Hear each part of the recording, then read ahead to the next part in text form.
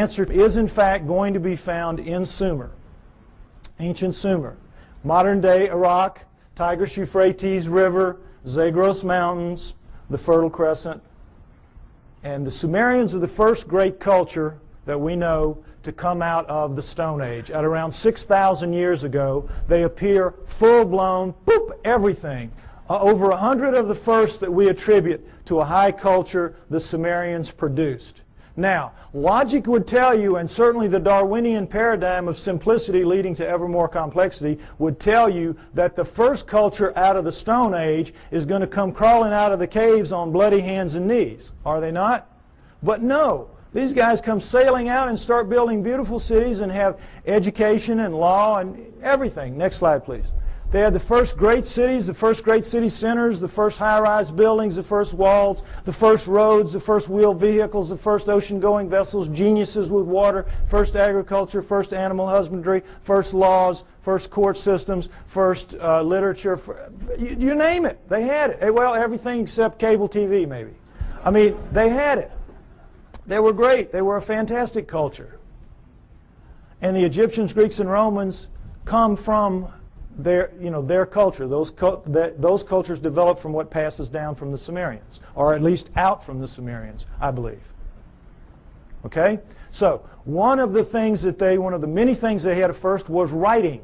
Now, this is what we're all taught. We're taught nothing about the Sumerians except that they invented writing. Again, they appear, boop, invent writing, boop, disappear, and that's it. History forgets about them. You never hear what they wrote. You never hear what they wrote. And you never hear how sophisticated they were because, again, it doesn't fit that paradigm. It's easier to just start with the Egyptians, Greeks, and Romans and move on from there. Okay? What they had to say, next slide, in their writings, their writing, by the way, was cuneiform, very sophisticated math-based writing. And by the way, their mathematical system, called sexagesimal, based on the number 60, is better than ours for using very small numbers and very large numbers. And they kept time around the great year, 26,000 years. How'd they figure that out? Among other things. But in their writings, most of it is like these little hand things where it's just bills of lading. I sell you this. I'm buying that from you. It's like our paperwork. But they have a lot of them, about 5,000 of the 100,000 or more that we have, that have to do with stories of their cosmology, their cosmogony, their history, where we came from, how the solar system formed and all that. And that's what we're going to go over, what they had to say. Where did it come from? Well, originally when these things were being translated in the late 1800s, early 1900s, when the translators would read what they'd have to say, it was like, oh, come on, forget about it. Put them in the myth. These are myths. They have to be myth. It can't be true. And they put it in the myth pile, which Alan was talking about, myth. So, Zechariah Sitchin, a man named Zechariah Sitchin in the 1950s gets the idea, wait a minute, how does the first culture get a myth? Who hands it to them? Good question. Why didn't anybody else think of that? So, he assumes it has to be a history. They have to be telling a history, which then later gets distorted perhaps as myth by later cultures, but the first one's got to be a history. So he goes into the myth pile with that attitude and comes out with 8 books at this point called the Earth Chronicles series, which I use as the basis for a lot of what you're going to see here now for a while. Okay, we're going to go over what the Sumerians had to say, boiled down. Part 4 of my book is basically the cliff notes to Sitchin's work. Any of you that have tried to read it, you know it's a slog at points. Okay, I tried to make it as easy as I could so at least you have the cliff notes to go in and try it again. All right, next slide. Here's what they say, that originally as the solar system was forming, there was the Sun, Mercury, Venus, Mars, and a big planet called Tiamat, right where the asteroid belt is now. And if you know about Bode's law, there's supposed to be planets at certain places of a certain size, and it all fits reasonably well except for the asteroid belt where there should be a planet, and there isn't. But there was Tiamat then, Jupiter, Saturn, Pluto as a moon of Saturn, Uranus, Neptune, and into that forming solar system at around 4 billion years ago, which we extrapolate and assume because all of them were still very plasmid, still very much lava-ish, able to pull moons out of themselves, and we know that the solar system formed at around 4.6 billion years ago, so at around 4 billion years ago would have been the time approximately when this would have happened. Okay, Nibiru comes in, and as it's a stray planet like the one we saw a few months ago being slung out of the binary star system on the news. We all saw that. Probably something like that. It's captured by the gravitational pull of the large outer planets, swung around the sun, captured by the sun, and is caught in an elliptical orbit like a comet, moving clockwise as opposed to the counterclockwise circles of the other planets. Well, as you can see, there's the capacity for real problems here with one going one way and one going the other. And in the second time around, Nibiru collides head-on with Tiamat at planetary speeds. This is a collision. Okay? Next slide. This whole thing now is described in the great Sumerian epic of creation called the Enuma Elish, which is 6 tablets of action, 1 tablet of summation, which is taken to be by many people the basis for the 6 days of creation and the 1 day of rest. Because much of the Old Testament is a direct come down from the Sumerians. And if you know the Sumerian history and you read your Sitchin, you will know that, or my stuff, you will see that that is the case. Now, in that great epic of creation, the Enuma Elish, six of the major puzzles of modern astronomy and Earth geology are, I think, plausibly answered. You heard Alan's interpretation of some of it. I'm going to give you mine and give you the basic Sitchin explanation. Okay? What they say is that in the collision, Nibiru slams into Tiamat. It is a little more held together. It's older, and so it is coalesced more. It holds together. Tiamat is shattered in two, blown apart, torn in half. And that the lighter outer crust, the crust with the water on it, is scattered in all directions. Boom, just an explosion, the lighter crust, and goes off with the water. Now, one of the great mysteries of modern day astronomy is comets. Comets make no sense for this reason. They come from all over the place. In a linear universe, when, you know, the great ball of a primordial cloud of dust and gas swirling around flattens out into a pancake to make the solar system, that's the ecliptic. Everything formed in the ecliptic should be in the ecliptic. Nothing should be out of the ecliptic, and yet comets come from all over the place. So they had to be removed out to where they are some kind of way, but we don't have any idea. So they come up with this fantastic thing called the Oort Cloud, which is so far away you can't imagine. The Oort Cloud is one of the biggest jokes out there. And that's how they explain comets, because they can't explain them any other way. But the problem with comets is they have water in them. And anything out in space is not going to produce water. You produce water by being a cooling planet with lava spewing up the steam and stuff like that, and it condenses, etc. So comets have to begin in a planet. Now, this explains it, I think, plausibly well. Nothing that they will throw at you to explain comets will do it. All right, number 2, the other great mystery, the asteroid belt. What they say is that the inner viscous magma inside Tiamat in the collision was strung out the bowels of the planet. The guts were ripped out and strung out and broke into little pieces. That's the asteroid belt. They called it the hammered bracelet. We call it the asteroid belt. But there it is. And that's a fairly plausible explanation for it. Again, this doesn't make sense because, as you heard, the exploded planet theory. Problem is, when a planet explodes, it ought to just go boom everywhere. It shouldn't be hanging around. Doesn't make sense for a number of reasons. Okay, now, the third one is Pluto. Pluto's a problem because it's, as you've all been hearing lately, they're trying to downgrade it. It doesn't belong. It doesn't fit. It has an orbit that's not like the others. It carries inside the orbit of Neptune, and it's 17 degrees off the ecliptic. Again, nothing should be off the ecliptic. What they say is that Nibiru, as it swung around, it pulled Pluto away from Saturn, its original home, and dropped it out where it is now.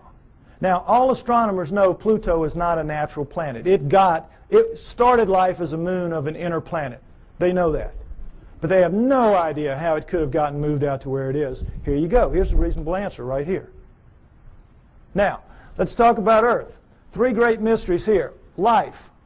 Well, first of all, let's establish that Earth is a remnant of this. What happens is Nibiru's moon bangs into the remnant of Tiamat, and like pool balls, boop, hitting, knocks it inside the orbit of Mars, and it reestablishes there and becomes the Earth, the remnant of Tiamat. Now, Earth has one great mystery is life. How did life come to be? Life appears, despite what you're told about the lightning bolt into the primordial soup and all that, forget it. That's just a joke. That's just a fantasy fairy tale to tell people that don't want to know the truth and to tell kids in school. That's what they're teaching to this day. We know very well that the first forms of life to appear on Earth appear suddenly. They're very sophisticated bacteria, prokaryotic bacteria, and there's not one, there's two kinds, and they appear at around 4 billion years ago. Suddenly, overnight, strata with two kinds, sophisticated bacteria, relative to what that first living form would have been. If I had done the first part of my show, you would see all that. Okay, you can get the tape or get one tape and put it in a room and let everybody see it if you want to. But anyway, the point is, life is a great mystery. How it would suddenly appear 4 billion years ago, here you go. It says in the tablets, in the collision between Nibiru and Tiamat, in the mingling of their waters, Nibiru passed life to Tiamat, to the remnant of Tiamat. Perfect explanation for the sudden appearance of two sophisticated life forms on the remnant. Now, the remnant now is over here with its moon Kingu and has gone over, and now we're looking at two major differences in Earth and all other astral bodies out there. Earth is missing a huge portion of its crust, and it has plate tectonics, movement in the plates. How could that happen? No explanation. Why? Because in the vacuum, any liquid in a vacuum, what does it do? You see it in the space shuttle all the time. They let orange juice or milk. It makes the smallest, tightest ball it can make. That is what a liquid does in a vacuum. Smallest, tightest ball it can make. Now, that is what all the other astral bodies have done. They don't have plate tectonics. There's nowhere for the plates to go. They're as tight as they can be. Where do plate tectonics come from? In the collision, the backside of Tiamat is cracked like an eggshell. Cracked like an eggshell. There are the plates. There are the plates. And when the missing crust, of course, is when the half is there. It's still viscous. It's still magma. So what's it going to do? It's going to tighten itself down into a new ball, much smaller than the old one had been. And what's going to happen? It's going to have a big chunk gone, a big missing piece of itself, a big hole in itself, in its skin. And so that scar is going to break up into pieces as the plates move around, and we have the plate tectonics and we have the missing surface that we know about today. Next slide, please. And we'll take a look at just a representation of what it looks like with the water gone. Not to scale, of course, but you get the idea. This is not like any other planet or moon out there. Something happened. And I think the Enuma Elish gives a plausible explanation for what that was and for all the other things that I mentioned as well. Next slide.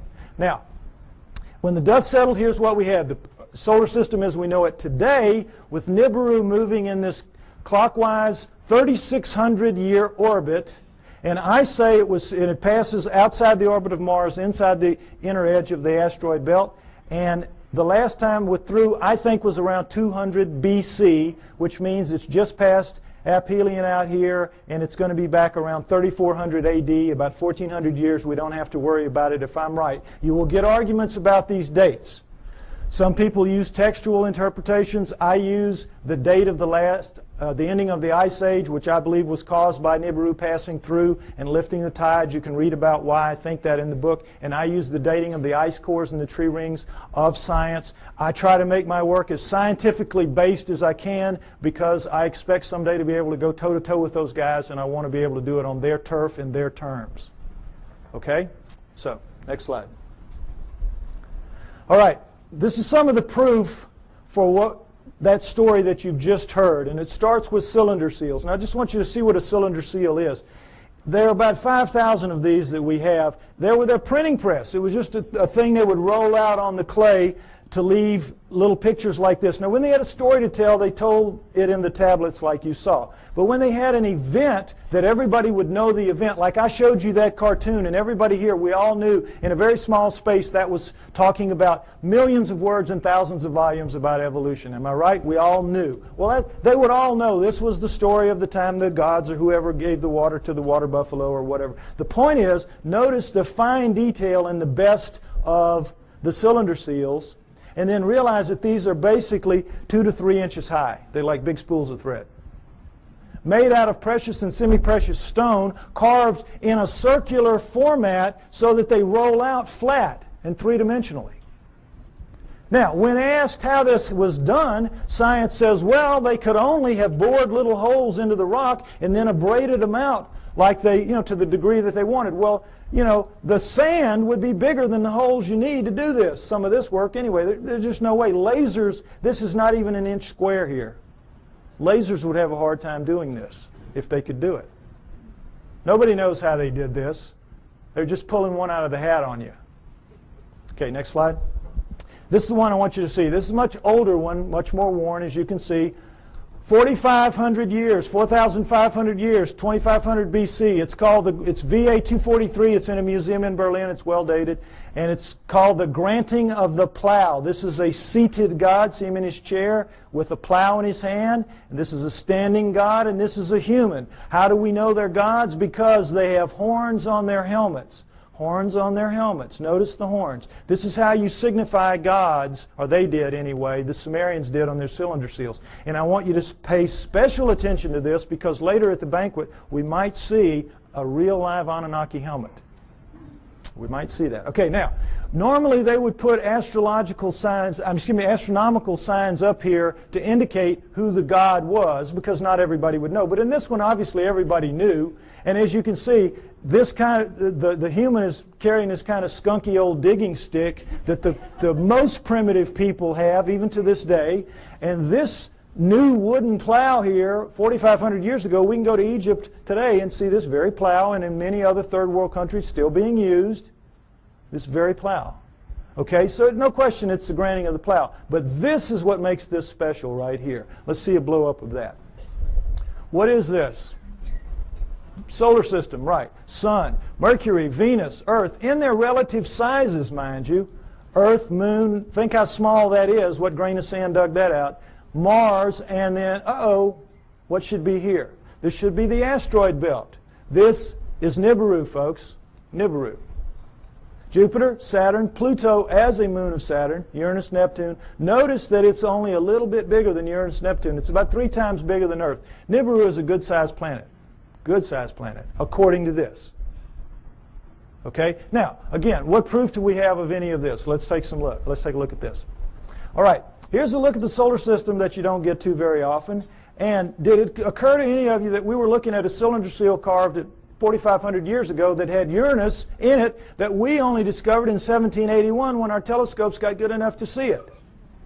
It had Neptune when we discovered in 1846 when our telescopes got good enough to see it, and Pluto, which we discovered in 1930 when our mathematicians got good enough to tell our astronomers where to look for the thing because it was so small. What are the Sumerians doing knowing about that? Furthermore, what are they doing writing in one of their tablets that if you look at these two, Uranus and Neptune, in the heavens, meaning right out on them, they look like blue-green watery twins? When we didn't find that out, we thought they were just big old gas bags like Jupiter and Saturn until Voyager went out there in 86 and 89 and found that, lo and behold, they really are blue-green watery twins. What the Sumerians said 4,500 years ago. Furthermore, they didn't count the way we do. Earth was not the third rock from the sun for them. It was number 7. So that means they were counting from out here and they were putting Pluto in its correct place. What are they doing with all that knowledge? Well, they make no bones about it. They say everything that we know, everything that we are, everything that we have comes from the people living on Nibiru. The people living on Nibiru came to Earth and gave us everything that we have, everything that we know, our great culture. Now, what's the proof of that? Is there any proof that any ancient advanced civilization was ever on Earth at any point in the dim or distant past? Yes, yes. The megalithic structures out there, the pyramids, Tiwanaku, Baalbek, Teotihuacan, Stonehenge, you name it.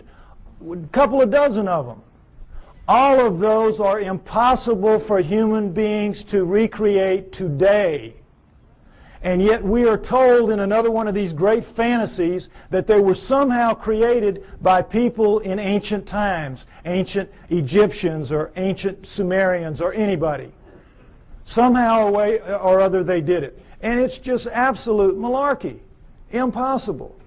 Now, next slide. Some Egyptian scholars tried to prove it by getting down in with some pink granite here and wailing away with some stones for a few hours and tore their hands up and walked out of there saying, well, you know, we couldn't make much of a dent in it, but boy, you know, those old folks, they sure had a lot of time on their hands, and somehow they figured out a way to do it.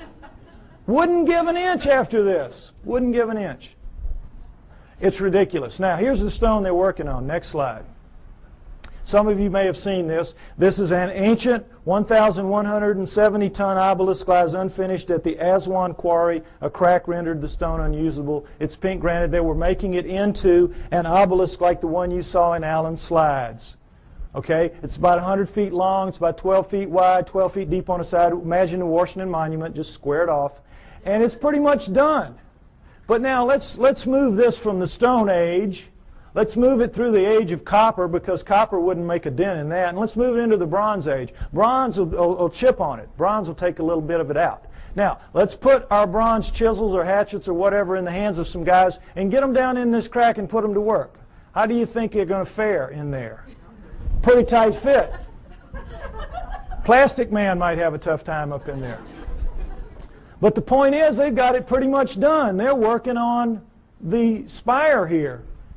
When they break it, you know how it works. You press here, you get this. Well, look, does this look like somebody chipping away with a little hand? No. This looks like a belt sander taking pieces out the size of the chair you're sitting on. Huge chunks of pink granite, one of the hardest stones in the world, just being ripped out. And they press too hard with whatever machine they've got here, and you know your physics. You get stress back here, and they popped it. They broke it. And they just said, whoops, we busted that one. And they just unhooked it and went somewhere else and left it for us to marvel at and wonder how they could have done it. But now let's go ahead and say they didn't bust it and they finished it. These primitive people now who managed somehow to do this. They finished it. It's ready to go. The hole, by the way, is about 15 feet deep. That's the top of it up there. But still, what's the first thing they've got to do? Somebody's got to draw straws to get down there with his hatchet and cut it loose from the bottom. Now, who's going to do that with 1,100 tons sitting on top of him? We could not get our best diamond-tipped blades to cut through underneath this thing. The weight would stop the blade. We could not, the operative word here is impossible. We could not get this out of here.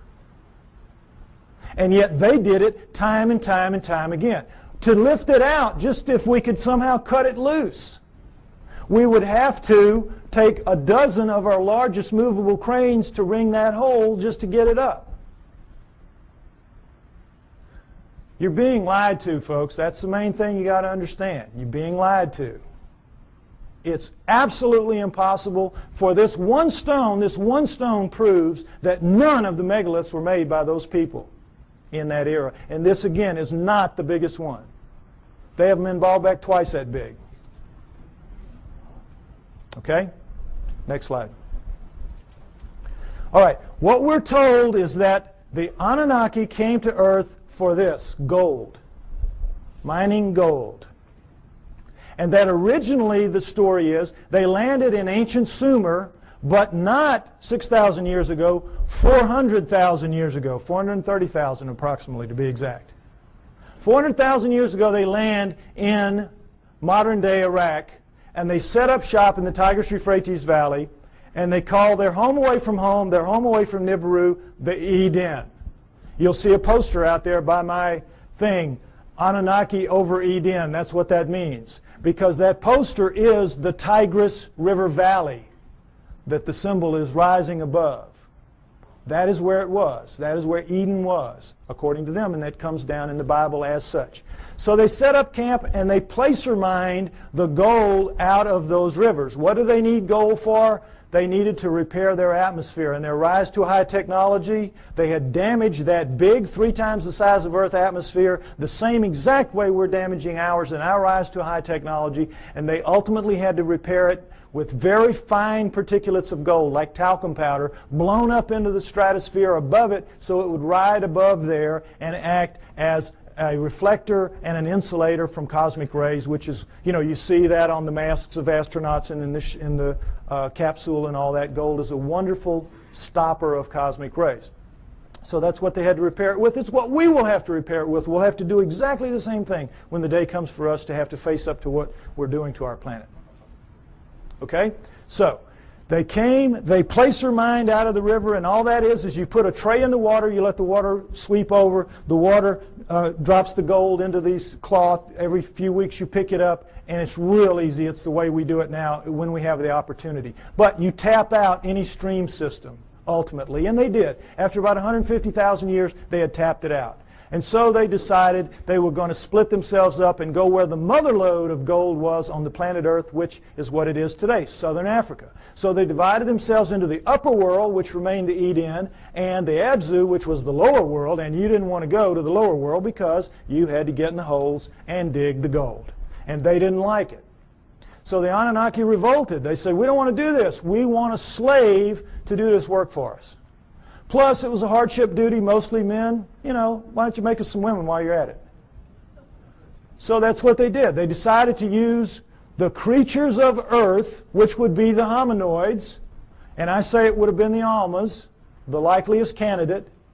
They took the creatures of Earth to get some of their genetic material to make the new slave better adapted physically to the planet than they were, but the slave would for the most part be like themselves. We shall make the Adamu, A-D-A-M-U, which comes down as Adam, and we shall make the Adamu in our own image after our own likeness, which comes down word for word. And that is what they did. They made their slave inferior models of themselves. That's us, folks. That's us. We're really inferior models of the Anunnaki. And as you saw in the cylinder seal, we look like them. We look like, in their own image after their own likeness. In all of the cylinder seals, we look just like them. We don't have the horns on our headgear. That's about it. We are them. That's why we're not adapted to this planet. That's why we're so obviously not a part of this planet. We have their bones. We don't have primate bones. We have their muscles. We don't have primate muscles. We have their skin. We don't have primate skin. We have their body pattern, their hair patterns on their body is ours. We have thickest on our front, thinnest on our back. Primates have thick on the back, thin on the front. We have their eyes, their poor night vision eyes. We have their foreheads. We have their brains. That's a key to this. We have their brains. That's why we're not like anything else on this planet. We are them. We are genetically engineered copies of them. Okay, next slide. Let's take a look at how that was done. Human body contains 100 trillion cells. There's a nucleus inside each human cell except red blood cells. Each nucleus contains 46 chromosomes arranged in 23 pairs. One chromosome of every pair is from each parent. The chromosomes are filled with tightly coiled strands of DNA. Genes are segments of DNA that contain instructions to make proteins, the building blocks of life. This is where genetic engineering takes place. Now, we're going to go over it lightly, but it's very important. I want you to understand these things that I'm going to tell you now. Okay, next slide. Don't worry about the details and how they do it. This is what they do. They can open up a cell, our genetic engineers can, our geneticists can. We can open up a cell, open up the nucleus, pull out strands of DNA, and in that strand, 98% of it will be what's called junk DNA. We don't know what it does. If it has a function, we don't know what it is. 2% will be what are called, prosaically enough, the working segments. They work. They do what they're supposed to do. They make the proteins. Now, if you cut in the junk above a working segment and in the junk below and remove it and have done the same with another strand of DNA over here, you can move anything into anything else. It can be animal into plant, plant into animal, fish into fowl. It does not matter because all living things at the most fundamental level are exactly alike. Understand that. We're all made of the same 4 base pairs, the same 20 amino acids. Everything is the same at the most basic level. It's like it's pop beads that are interchangeable. It is almost as if somebody designed it that way so they could just mix and match the parts and make anything they wanted. Isn't it? Something to think about. Okay, but the problem with it from an engineering standpoint is this. You're not cutting with a blade. These are not precise cuts. The blade would have to be a few molecules thick. You're cutting with chemicals. Chemicals. Now, the chemicals can cut pretty accurately, but mistakes are going to happen. Something's going to ooze out where it doesn't belong. Something's going to splash over it where it doesn't belong. Mistakes are going to happen. Inevitable. We know that. We make mistakes all the time. Another problem with genetic engineering is you don't know what you're going to get when you do this. You can't predict. You have to decide what you're going to do. You have to do it. You have to let it express, which is live, and see what you get, and then use that to determine what you do the next time. And of course, the great fear in genetic engineering is somebody's going to make a mistake and create the Andromeda strain that's going to kill us all. A legitimate concern. Although everybody's very careful, and I'm not too worried about it. But mistakes do happen because all of this is so incredibly microscopic. It's out of the nucleus of your cells, imagine how microscopic it is. But don't try to figure it out. I can't even figure it out. It's really complex. But they do it. Okay, understand that. Now, with that in mind, let's look at some of the proofs that I say indicate very clearly that we are, in fact, what the Sumerians say, a genetically engineered species by the Anunnaki. Next slide. Okay, here we go. The cerebral cortex is the deeply convoluted surface region of a brain that is most strongly linked to intelligence, lower right. It's the stained part out here. If you peel that off of the brain of a rat, it will cover a postage stamp. Peel it off of a monkey, it'll cover a postcard. Peel it off a chimp, it'll cover a sheet of typing paper. Peel it off of us, and it'll cover 4 sheets of typing paper. Now, you can see this is a transition. This is clearly a transformation. Now, there's some weird things about it. These guys are using all they've got. All they've got. We're using 1/2 of one page in a very different way than they are using what they have. 1/2 of one page. How do we know? We all know. We use about 10% of our brains. We know that from the studies done with idiot savants. You know that. And we know there are thousands of miles of neural network in our heads not being used. We don't know why. We don't know why. I'll tell you why. We shall make the atom who's strong but not too strong, smart but not too smart. They sealed it off genetically at the 10% mark or wherever it is. We don't know exactly where it is. But wherever it is, they sealed us off. You don't want your slave to be anywhere near as smart as you. You, in fact, want your slave to be so decidedly inferior to you that you never have to worry about treating it like a slave. So they engineered us to be really clever to ourselves, but for them, we were smart enough to talk, take instructions, act with a little bit of ingenuity and self-reliance. They could turn things over to us and kind of let us take over and do it. They gave us just enough to be wonderful in our own eyes, but be pond scum relative to them. It's what they did.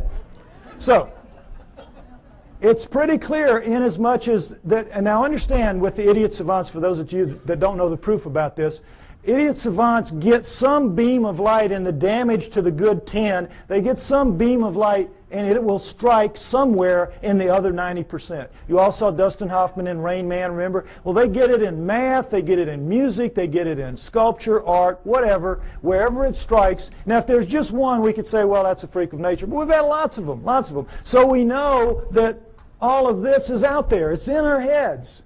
We just can't access it. We just can't use it. But if it wasn't in our heads, it wouldn't be in their heads.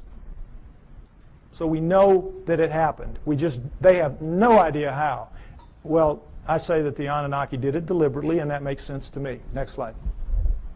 Okay, mitochondrial DNA, late 1980s, you might remember this. In humans, over 99.99% of a cell's DNA is packed into the cell nucleus, with a small amount occurring outside the nucleus in small structures called mitochondria. That's these babies right here. They're about 16,000 base pairs long. Now, when you have a mixing and a mating, the DNA in the nucleus mixes. But with the mitochondrial DNA, it does not. Sperm doesn't have mitochondrial, eggs do. And so females pass it down intact generation after generation. Well, when this was figured out in the 70s, boy, the botanists and the geneticists said, great. Now we can go and find out if the split from the common ancestor was closer to 8 million years or closer to 5 million years. Remember that? We're going to now pin it down. It's going to be one or the other. We're going to figure it out.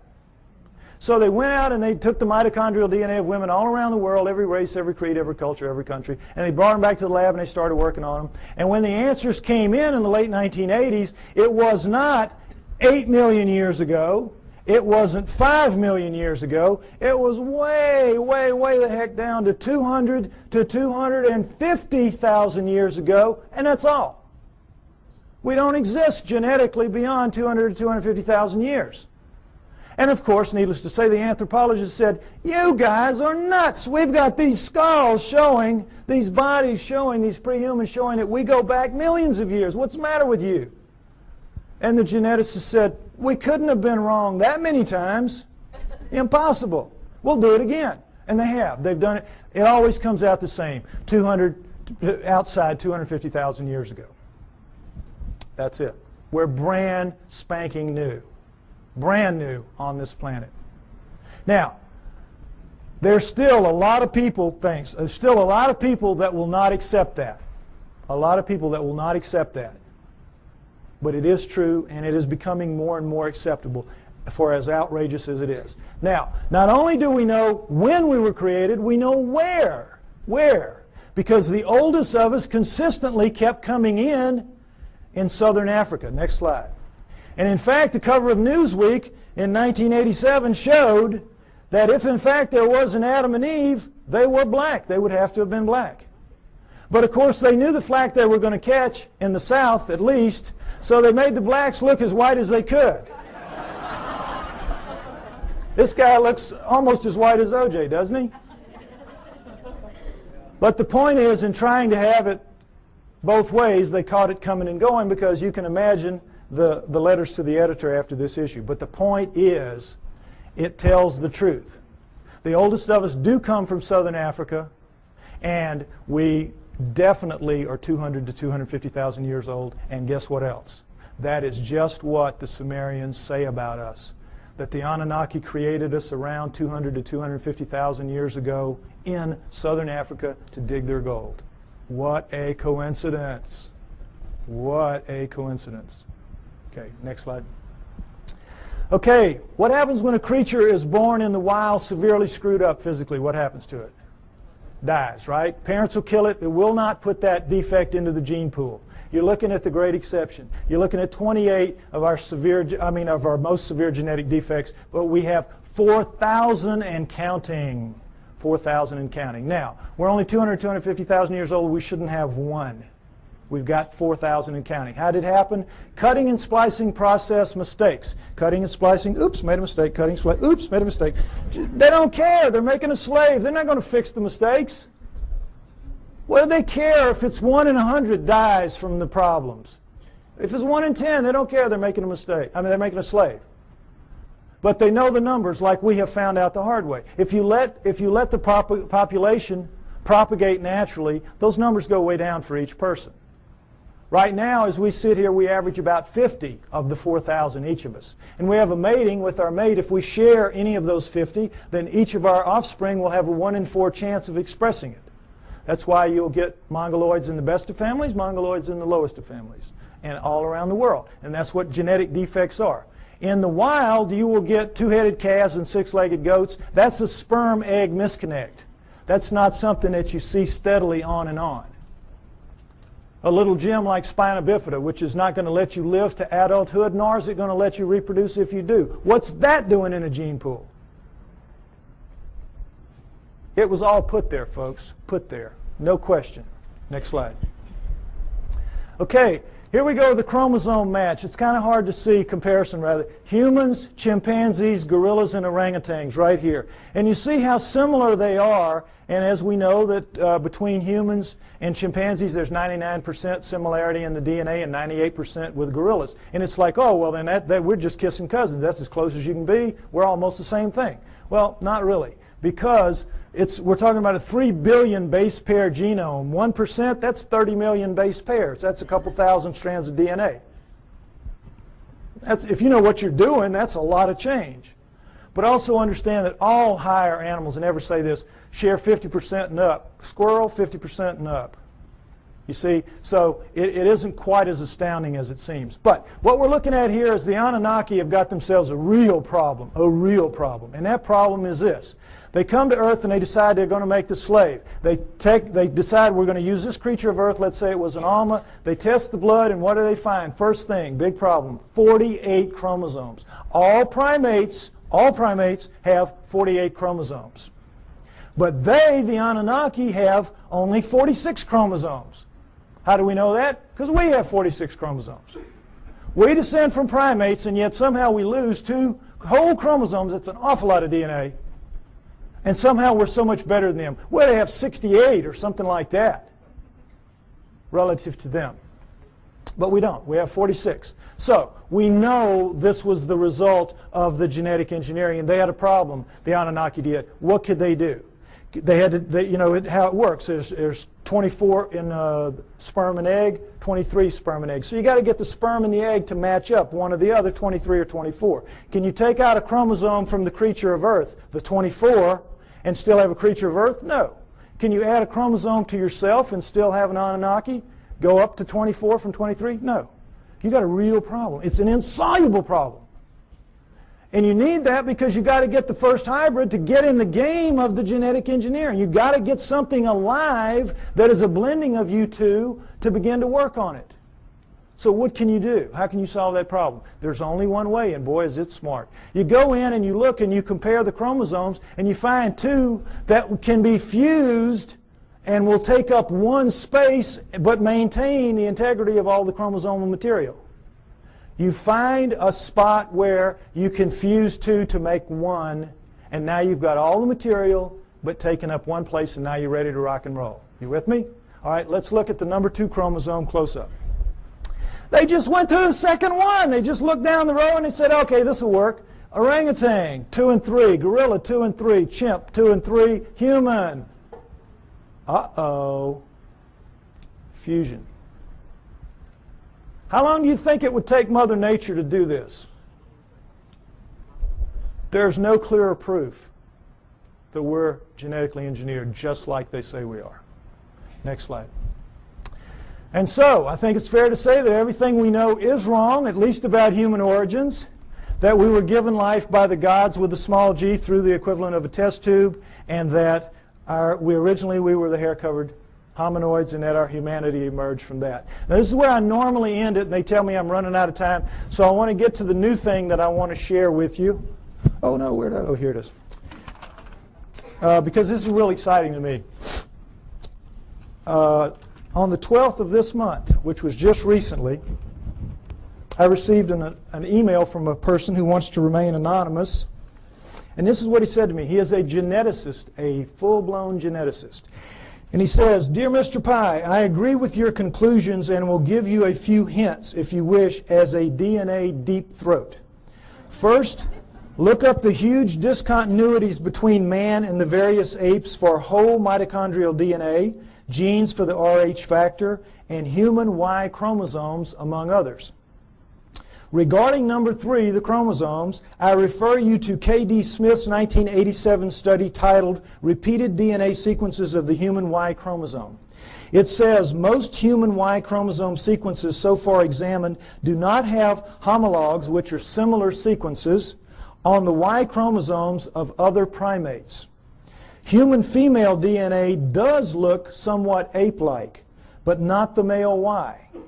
This means that if we are a crossbred hybrid species, as you contend, meaning me, the cross had to be between a female ape-like creature, a creature of the earth, as the Sumerians said, and a male person from elsewhere, as I also contend."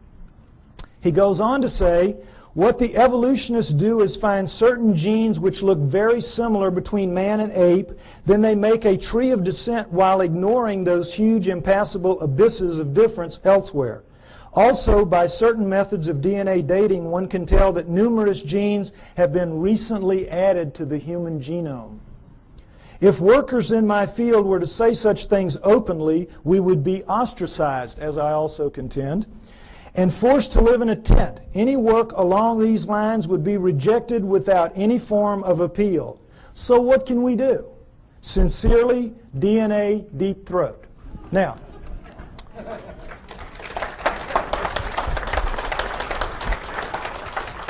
what this means, thank you, what this means is we win. We win. Because where one of these came from, more of these are going to come. As my profile rises higher, and I think, frankly, that I'm the only person out here pushing this genetic stuff that you're seeing like this, more of these are going to come my way. We're going to win. You've seen the evidence. Now, right now, we're getting our brains kicked out. We are getting our brains kicked out. That's why we're called the fringe. And the reason is we keep mounting these frontal attacks on the establishments. And every film that we produce, every photograph, every sighting, every testimony, every capture, every encounter that we have, and we throw at them with the best intentions. Our word is truth, is it not? Our word is, it's true. It's true. And their word is what? Liar. Liar. They dress it up. They say, well, you don't know what you're talking about. You don't know what you're seeing. You made a mistake. It was swamp gas, whatever. They're basically standing there and saying, you're just a bunch of liars. We're right and you're wrong. And because it is our word against their word, our word truth, their word liar, their word wins. Day in, day out, year after year. It's very frustrating, is it not? Boy, it just annoys the heck out of me. But what this means is we're going to win in the end. Why? Because the genes say so. The genes back us up. And right now, this is not a field that you're very familiar with. And I've worked very hard to make this very simplistic so you could understand at least the fundamentals, and it's the same in my book. You need to be aware of this is because this is the back door, kids. This is the back. We're not going to storm them from the front. We've been doing it for years. They know how to deal with us. Our word against them, we're going to lose. But in this instance, the genetic end of it, what is it? It's their word against them. It's their research against them. They're going to lose. We're going to beat them with the genetic evidence. We got to beat them. We will beat them. We know we're right. We know they're wrong. They know they're wrong. They know they're wrong. We just have to get mentally tough and accept that this is a war. This is a fight. This is not, gentlemen, Marquis de Queensberry rules. This is a dog fight. This is a knife fight. And you all have got to get out there and proselytize. You have to familiarize yourself with these basics at least. And instead of throwing things at them that are going to bounce off like BBs off a barn door, you got to start throwing some darts. This stuff will do it. This will do it. We can win. We're going to win. Thank you.